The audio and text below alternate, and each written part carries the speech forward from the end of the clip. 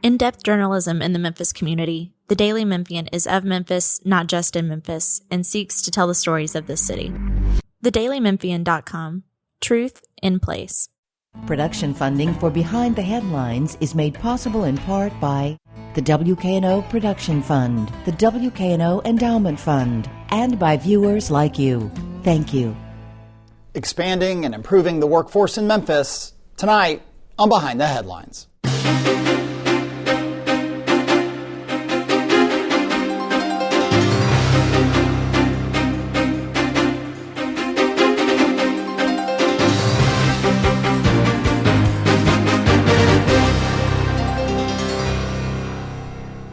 I'm Eric Barnes with the Daily Memphian. Thanks for joining us. I'm joined tonight by three people running different organizations within the U of M that are focused on workforce development, training, in various angles. First up is Stephanie Ivey. She's director of the Southeast Transportation Workforce Center. Thanks for being here. Thank you for having me. Diane Pavick is director of Upskill Mid-South, which is, again, also based at the U of M. Thanks for being here. Thank you. And Robert Garrett is Dean of the Fogelman College of Business at the University of Memphis. Yeah, thanks for having me. Absolutely. I'll do, first off, just, and I'll start with you, maybe Stephanie, and just give us the 30-second kind of version of what you do, and we'll talk more about workforce, the challenges, the opportunities, the impact, and so on. But talk about what your specific center does. Absolutely. So the Southeast Transportation Workforce Center is part of the national network for the transportation workforce. So we're one of 4 centers across the country that works collaboratively to really help move the needle related to transportation workforce issues. Okay. Diane? Thank you for asking. So I oversee the Upskill Mid-South Economic Development Administration grant. It's a $21.5 million grant, and my day-to-day operations is to lead a regional education training based off a sector partnership where employers lead in the tri-states to ensure that we are producing accelerated skills training in manufacturing, transportation logistics technology, and construction. Okay. And Robert? Yes, I'm the Dean of the Fogelman College of Business and Economics. We serve traditionally somewhere around 3,500, 3,600 students in total enrollment. Our goal is to create and share new knowledge on businesses and to create opportunities for our students.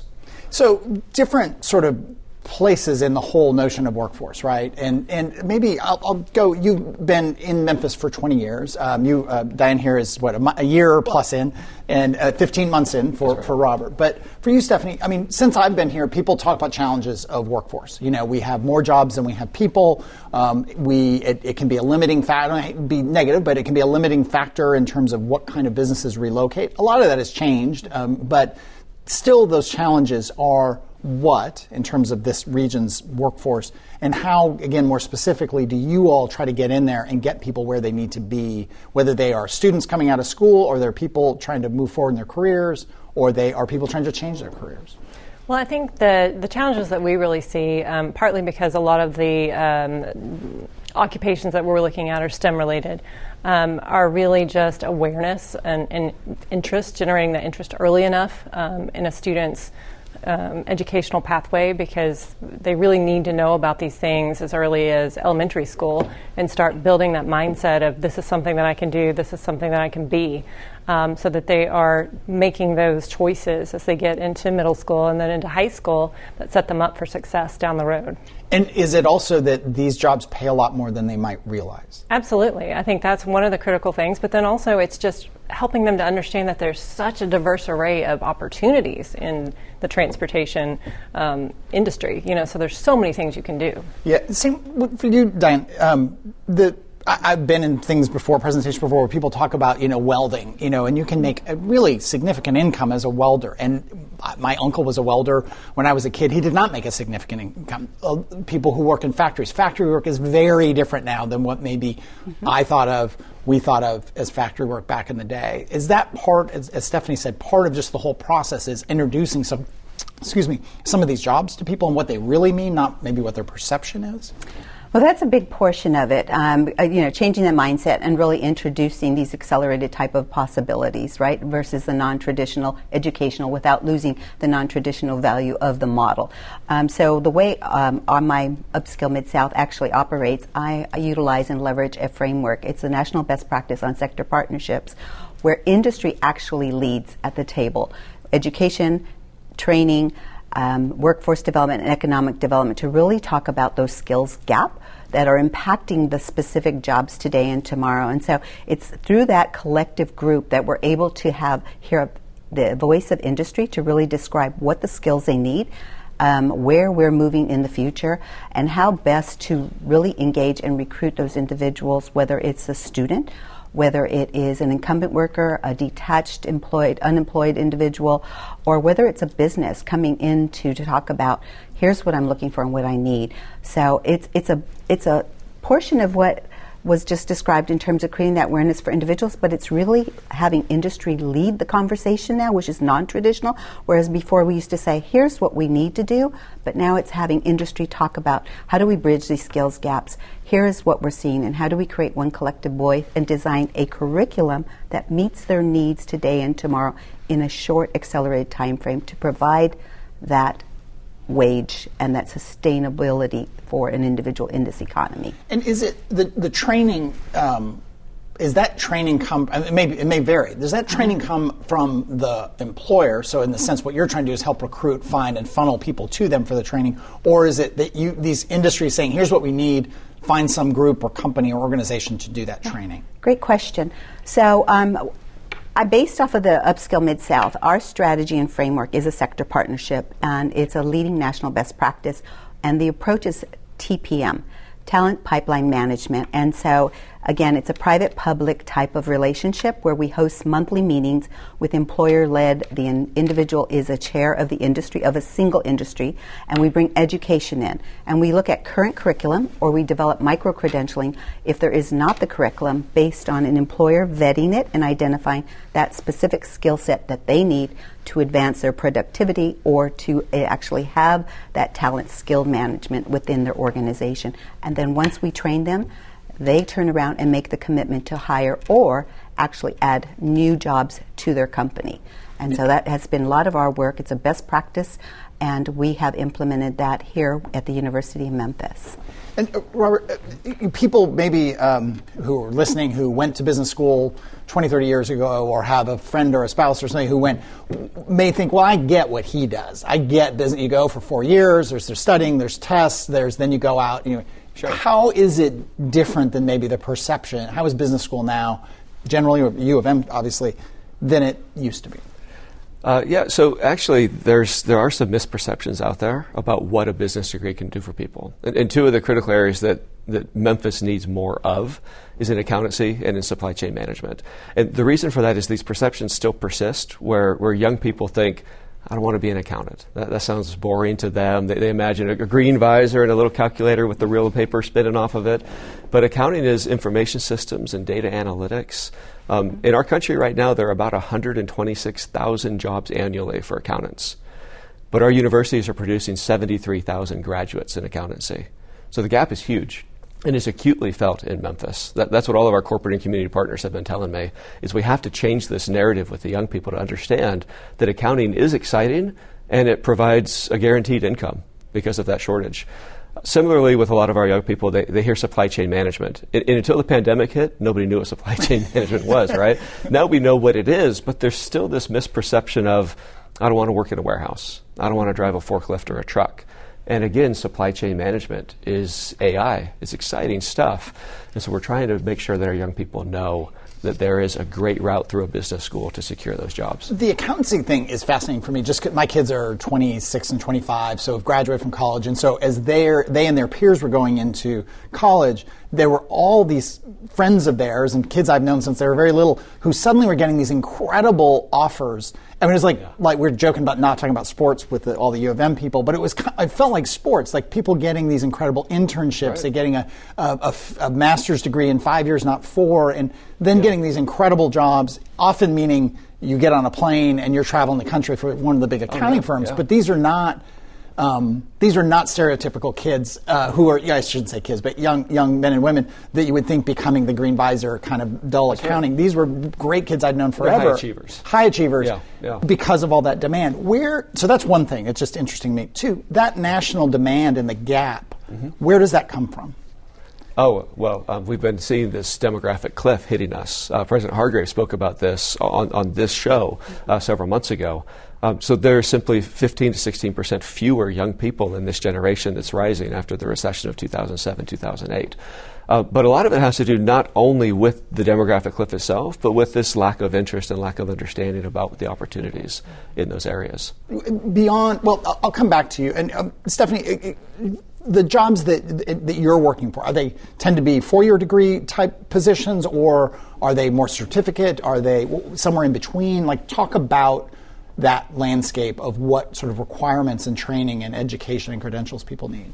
It's that whole spectrum. So a lot of the work that we do is really research-based, and so we're looking at how are these occupations shifting, what new occupations are coming into the industry, especially given all of the technology that Bobby was just talking about. You know, there's so many things that students can do now, and so many roles that haven't even been created yet. You know, and I think that's one of the things that's so exciting about transportation is that, you know, you could literally be and do anything that you want through that pathway. A lot of the work that we do is focused on engineering, of course, because I'm in the Herf College of Engineering, and so we're a very similar situation where we have way more demand for engineers than we have supply. But I think one of the critical pieces to that is really helping students find their fit. And I think that's one of the things that I'm really proud of in terms of the work that we're all doing at the University of Memphis and aligned with our strategic plan is helping bring in students where they are and helping them find their fit so that they are prepared for the workforce and the industry when they leave. I don't know who would take this, but I listened to something recently about the shortage in trucking nationally, the truck drivers. Is that more in your bucket or in your bucket? I don't know. Both of ours. It could overcraft. It's a staggering number. Right. And it's also, I think, and this may be a mischaracterization, it's a very difficult one because it's a very hard job. There's a lot of tedium. And it's not great for your health just to sit and do that. How do you deal with, unlike, say, modern work in a factory or modern work there's like a lot of traditional trades that are actually much more interesting than I think people realize. The truck driving thing, which is obviously hugely important in Memphis, America's distribution center. How do you tackle that in terms of addressing the needs there? Yeah, that's a great question. So one of the things we do, we created a campaign with the employers, a strategy that really talks about how do we make it more sexy, right? How do we entice individuals who are out of the workforce system or who do not want to go on that long traditional track of education, who need to get into the workforce. And so with that said, we actually provide internships, we provide actual earn and learn opportunities, and we also do tours. So within the tri-states, we have a campaign where we go and visit within each of the regions. In Tennessee, I have 21 counties. In Mississippi, I have 14 counties. And in Arkansas, I have 9. Is that 42? Maybe okay, give her a quote. Okay. 100%. Dear, I may have added an extra county in there somewhere. But with that said, the really important thing is we bring together a campaign that really shows and illustrates here's what to expect when you take this role on. Not only will it give you a sustainable wage with benefits and worker voice, but what it will do, it will connect you to X, Y, and Z. And so you get to actually spend a day in the life of that individual's shoes to really see what that job is like. So the electric vehicle production technician, Ford opened their doors. I went in and we actually got to tour and test the tools. And we got to go through the production line and actually use an arm. When we went through the CDL truck driving, we actually got to go in behind the scenes and actually navigate a simulator to see how we could drive that, which I don't recommend that on anyone because you can actually get dizzy. But you get the picture. We really tried to make it sexy. We tried to make it inviting. We tried to make sure that it's real, that you are actually touching and feeling what you could potentially do as a career. And then we provide opportunity to continually build off of that career so then you can go and get another industry credential that will elevate and advance you in that transportation department. Is that a thing? You know, people talk about this generation, like my kids' generation, that they will change jobs and really almost change professions far more than my generation and the generation before that. So how do you address that with people coming into business school and saying, you know, you talk some about accounting, but maybe some of the other focuses that people might have, that you're going to bounce around and that's fine? Yeah, you're right. The changing jobs is completely destigmatized. My father's generation was the type of generation that stuck with the company for at least 30 years and retired from that company. And I've changed jobs, right? I started with a large energy company in Texas and decided I want to go back and become a professor. And the first conversation I had with my dad is he said, "That's crazy. Why would you do that?" Right? But he's been completely supportive and very happy and proud of all this. But that is the model now, is that we do change jobs. So we've been creating a speaker series in the Fogelman College called What It Takes, where we bring in successful alumni and executives to talk to our students about how they navigate a career path, how you create a brand for yourself, how you manage your career, how you take advantage of opportunities in ways that don't alienate your prior organization, but allow you to continue making progress in your career. So we're very conscientious about that and communicate to our students, you will have to navigate a path.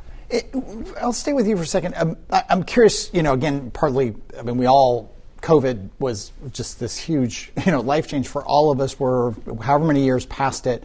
The college experience was dramatically impacted. You were at Louisville at that time. I was, yeah. What do you see now with students coming in, with students who've maybe been, maybe they're sophomores or juniors? Yeah. How are there still these lingering impacts of COVID? Absolutely. I'm so glad you asked that question. So it's changed dramatically. A lot of our students and a lot of students nationwide are still persisting in some online classes, even when they're on campus, even when they're in residence on campus.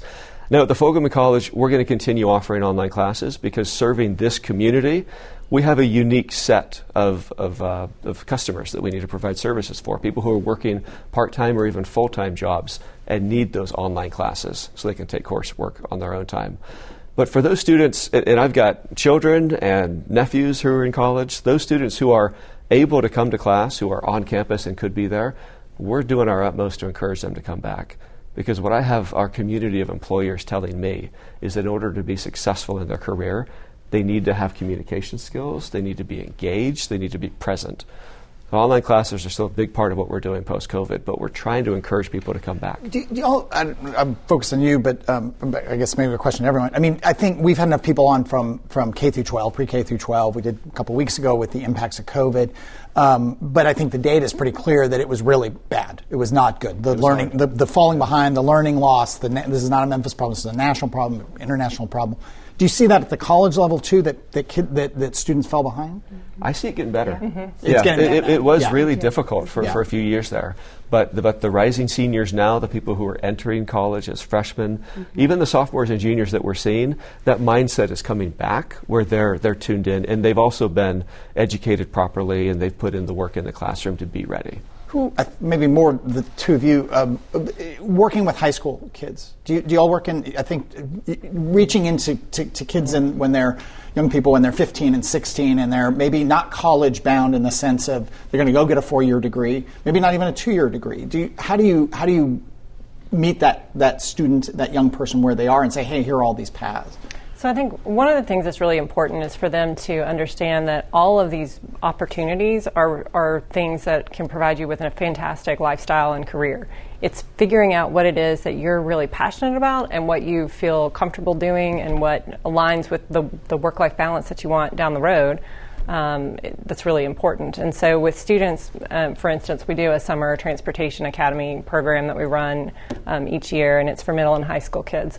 And so we're bringing in speakers who are not only from, let's say an engineering role, but also people who are in frontline roles in various occupations within transportation so that they can see, it's not just this, I could do all of these other things. And if I choose one thing, it doesn't mean I have to do that forever. I can also do that, and that could lead to this, and then I can go here. And, so they start to understand that it's really an entry point, and you have lots of on and off ramps for training and certification and education throughout that career. It's interesting, that all this is housed at U of M. I think there was, I know when I grew up in a very big blue-collar city, big blue-collar kind of public high school, and there was a stigma with not going to college, right? But U of M is known as a 4-year college with graduate programs, but you're talking about all this thing of not everyone, and I think President Hargrave talked about it to some extent when he was on the show some months ago. People can get that at WKNO.org or YouTube. There's this generational shift that we all need to embrace. That not everyone, 4-year college is not for everyone, right? He did speak to that, President Hargrave, and if you listen to his voice, he wanted to make sure that there was no gaps transitioning from one educational institution to another educational institution. And so by bringing these innovative type of possibilities to students, we can today provide them an opportunity to get into a short-term accelerated training to build off of those skills and continue their learning, by providing, as you mentioned earlier, all those resources that an individual can take advantage of or actually understand that they're available to them. And so one of the things we do in our Upskill Mid-South program is really provide a mentorship or an internship so you actually can see and spend the day with you. How do you do this? What do you do? Why do you do this? And we also provide earn and learn, as I mentioned earlier, and we have employers engaged who are providing mentorship. So not only are we providing you a plethora of resources and different on-ramps and off-ramps to really gain the skills you need today and in the future that employers are looking for, that we have this huge skills gap, right? But it's really how to help you ensure that you are on a track to continuous learning and creating a career pathway for you. And so we do provide access and all types of resources for that individual and an understanding of them and follow-up continually with them. I had I'm talking about this, all just reminds me of my age of my children, so I'm talking about it too much today, but I had the experience of my son who spent 4 years in engineering at USC and is a programmer. We should all be programmers because it's a very in demand, or we should be accountants or all these jobs, but he's a programmer. And he said to me a year or so after he graduated, he goes, "Oh, Dad, I could really do my job with just like a 6-month coding program." And I was like, thanks for telling me that now. There were all these other things, though, he got out of it. He didn't just do programming. He also took literature classes and all these other things, and he learned all this stuff. He was kind of messing with me. But it was true. I mean, he does work side by side with programmers who've done 6-month programs or programming courses or less. Where does that fit into the business school? As a quick elaboration on that, we just had a distinguished alumnus of the Fogelman College share with us in our Fogelman Focus magazine, education is the one thing that nobody can ever take away from you. Right? It's incredibly important that our citizenry becomes educated so they can be qualified for these jobs. So I think it's terribly important. As long as we don't take this narrative of college isn't for everybody to that one step further, that is, college isn't necessary. Right? Yeah. And that's become part of the mainstream narrative these days. But the Wall Street Journal just published an article about 2 or 3 months ago highlighting the lifetime earnings gains that are still there, that are still very measurable and significant over a person's lifetime. And to my great satisfaction, the Wall Street Journal also published in there, if you really want to get the most out of your college education, go to a publicly funded state institution. Here we are. And get a degree in business or engineering. Yeah. Right? That's the best way to get value for your education. I do think, and I think I talked to President Hargrave, I just talked to his predecessor, David Brudd, many times about how many kids are really going to be able to go to colleges that cost $80,000, $90,000, $100,000 a year, and what that, and especially for a declining pool of incoming students. And you've got these really great public institutions that are a fraction of that. It's just an interesting dynamic. Right, and that's one of the things we offer. That's our sponsorships at 100%. Right, if you qualify. So not only am I looking at underemployed and unemployed, but I'm also looking at those incumbent workers who are currently working, who are in jobs that are only working 30 hours an hour or make less than $20, or you're in a company that you have not been able to advance because you lack the skills or you need to reskill yourself so you can move into another occupation. And so with that said, to your point, is the Aspen Institute did a huge research study on the various type of occupations and in-demand skills needed. And one of my jobs that I train in, or occupations, is the industrial maintenance automation, or the industrial maintenance technician position, which falls under the engineering department, right? And if you look at the years, to your point, what your son said, of that engineering track and all the various courses, my curriculum condenses it, creates an accelerated program in 6 months or less. Perhaps you don't have the plethora of other type of opportunities of courses, but it gives you that skill set, it gives you that math skill, it gives you the technique and the technician and the ability to actually land a job working in electric vehicle production technician and being that actual opportunity person who can actually collaborate it is that correct? Collaborate the machine, yes, and actually work on it and then continue their education. Just a couple minutes left here. For people who want to learn more, where do they go? To the University of Memphis Upskill Mid-South website. And that's, again, a whole range of people might want to learn more and get this training. Absolutely. For you? University of Memphis website, also SETWIC. SETWIC. SETWC, yes. Okay. I think people know, but Fogelman School, that one's a little bit more straightforward. Website, yeah. Question for you with a minute left. How much work do you do with what used to be called, maybe they still are, executive programs? People who are working, but they want to go get an MBA at night, and they don't want to quit their job and go back to school, but they want that extra training. Yeah, so the biggest announcement is we're bringing back our executive MBA in August of 2025. So that'll be a huge program for us and very important to this community. But we also offer executive education, various workshop series, and graduate certificates in a variety of topics, including supply chain management. Okay. Thank you all. People can learn more about the programs again at the U of M. I appreciate you all being here. That is all the time we have this week, though. If you missed any of the show, you can go to WKNO.org or YouTube or the Daily Memphian site and get the full video. You can also get the full audio podcast of the show, wherever you get your podcasts, iTunes, Spotify, YouTube, the Daily Memphian, WKNO. Last week we did an election roundup of local election coverage, and we've got coming up, we've rescheduled Police Chief C.J. Davis in the next few weeks. But that is all the time we have this week. Thanks very much. We'll see you next week.